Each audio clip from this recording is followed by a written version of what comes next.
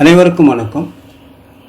இந்த வீடியோவில் நாம் பார்க்க போவது யூடியூப்பில் ஆட்டோமேட்டிக் டப்பிங் ஒரு ஆப்ஷன் இருக்குது. அந்த ஆப்ஷனை நீங்கள் யூஸ் பண்ணிக்கோங்க.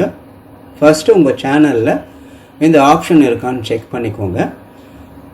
இந்த ஆப்ஷன் என்னன்னு நீங்கள் கேட்டிங்கன்னா, நாம் தமிழில் ரெடி பண்ணி அப்லோட் பண்ணுற வீடியோவை ஆடியன்ஸு அவங்களுக்கு பிடித்த லாங்குவேஜ் அல்லது அவங்களுக்கு தெரிந்த லாங்குவேஜில் நம்மளோட வீடியோவை டப் பண்ணி பார்ப்பாங்க அல்லது டிரான்ஸ்லேட் பண்ணி பார்ப்பாங்க.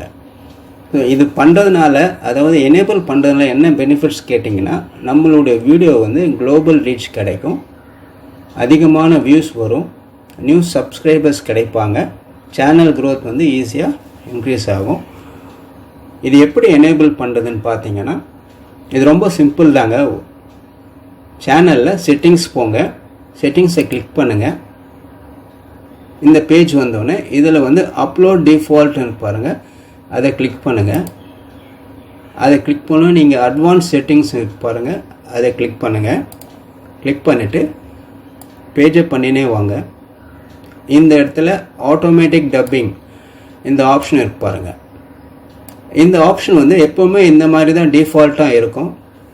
நாம் தான் எனேபிள் பண்ணி வச்சுக்கணும். இந்த இடத்துல review dubs in all language அதை மட்டும் ஒரு கிளிக் பண்ணிவிடுங்க. இதை கிளிக் பண்ணிவிட்டு இந்த சேவ் பண்ணிவிடுங்க. அவ்வளோதாங்க இந்த வீடியோ.